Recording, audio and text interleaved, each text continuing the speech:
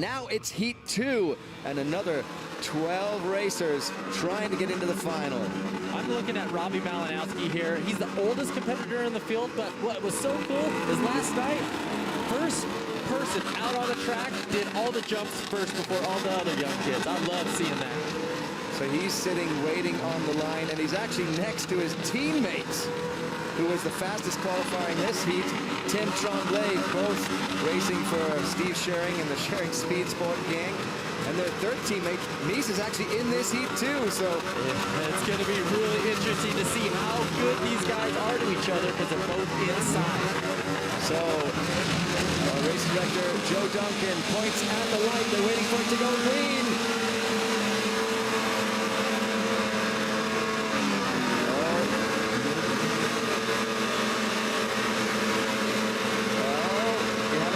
With the light, maybe. The suspense is killing me. There we go.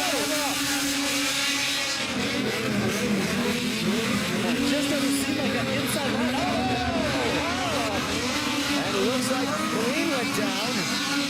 Pauline was fast in practice. That's a bummer to see him. We're going to be seeing him in the LCQ. Oh, and he's fighting to get that sled upright. No, what a tragedy for him. We called it. We thought he really looked fast. But unfortunately, well, he's probably going to be going to the last chance qualifier. Look at that quality shot.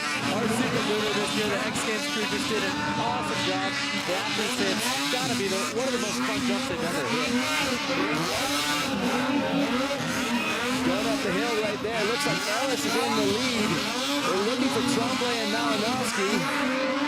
Tremblay in second, and the teammate Mies is actually in third. Fourth is Malinowski, so the Schering boys are 2, 3, and 4 right now. And that's exactly what they wanted to do. I was real curious when they lined up against each other at the start. I don't care if you're a teammate or not, at the start, it's all for one. Well, a great run for Ellis again. Out of that hole shot, he looked good. And interestingly, in both of these heat races, the middle of the pack has got the hole shots. Inside has just been tough. It'll be interesting to see. Tucker was talking about the start. There. A little bit of a problem in the middle. I think Malinowski got caught up in that a little bit. And that was a battle for the transfer position.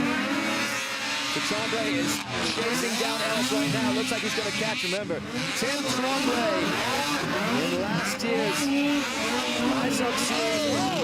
He was the Pro Open champ. It almost got taken out. Oh, look at this. This is racing, folks. Tremblay takes it on the inside from Ellis. Looks like that corner is really a good spot to pass. We saw Tucker go for the lead, and then Tremblay do the same. So 5 out of this heat will advance straight through to the final. The other 7 go into a last chance qualifier where 14 guys will be up on the line going for the last 5 transfer spots. Again, the guy in the lead, Tim Tremblay on that black sled. The green sled is Ellis. And there's Darren Mies. Solid ride. Fantastic ride. Question is, can he hang on and fight off the rest of that Schering team for the next 4 or 5 laps? And you see Tremblay now is starting to put a gap on the rest of the field. The light Tucker had a problem at the start, but now is starting to pull away. Because it's such an advantage to have a clear track in front of you. You can see that Ruth is just playing havoc with Ellis. He's starting to bunch up there. Ellis looks like his second place is under threat from Darren Mies. Mies is really putting some pressure. He wants to get out of that race and follow his teammate. Behind Mies, Emil Oman. Oman is actually catching up, and Malinowski dropped back a little bit. They are the top 5 right now. 5 transfer. It means you have to do 1 less race when you transfer. And this looks like it really is. Beating the guys up, there's the move. From Mies, he's through to 2nd place. And Ellis is under charge again. He's got to hold it together. Do not want to go to that LCQ and the punishment that these guys are taking on this huge course. So flying down the super booter, 130 feet takeoff to landing, about 150 feet is what a lot of the guys are flying. And there's Oman chasing down. Oh! Parked it in the corner. And he goes past Ellis. Ellis now down to fourth, and that means he's under threat with Robbie Malinowski coming down that hill in fifth. There's Tremblay comfortably in the lead at the halfway point. Starting lap 5, there's Robbie Malinowski, who wants to make sure he stays in that position or a little bit further up the field. You can see him charging against Ellis. I think he's going to take it. Oh, no! Malinowski and Ellis both off, both in transfer positions. That was unbelievable. Robbie Malinowski off. And one of the guys up and moving. We can see someone just crawling across the track there. Oh, what a disaster for Malinowski. He's moving through into fourth place. Connected with Ellis, and both guys went down.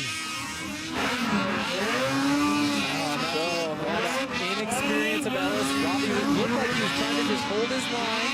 And you can see there, you've got Ellis back on his sled, but Robbie Malinowski's sled is still parked. So we'll have to check up on Robbie. Looks like he might be sitting at the edge of the course there. So for his other teammates, Tremblay and Mies, this is a great race. It means that Scott and Lidman have moved into the transfer positions. What a crazy turn up there. It looked like Robbie was going to get the pass. We'll have to take a look at what really happened to cause that disaster. Two teammates, Tremblay and Mies, just kind of putting in solid laps right now. They're first and second, almost like a practice session at home, following each other. And the airtime that Mies gets over that super booter is just insane. Tremblay, as with Tucker Hibbett, takes it nice and low. He wants to get the track back on the ground and get the forward propulsion. Mies is reaching for space. It's unbelievable how high he goes. And the interesting thing right now in 6th place is our good friend Corey Davis, who is charging, trying to get the 5th transfer spot from Lidman. It'll be interesting to see if he can make up a little bit of time.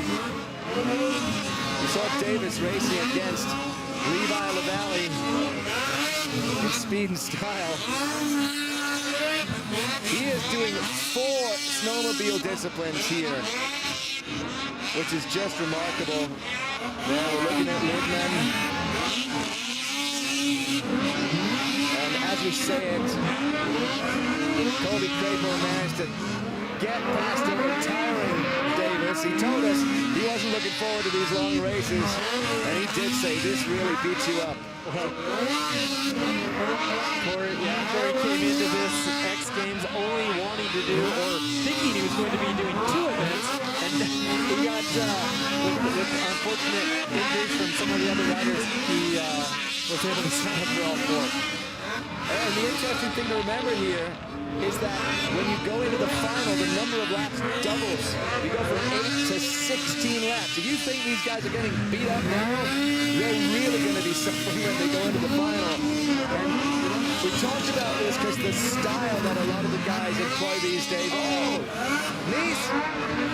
Sled trouble? Sled trouble? No way! Sitting solid. Another tragedy there. That's got to feel so bad. He was riding well, and the sled is just parked on course. So here's his teammate, Tim Tremblay. He's in the lead right now.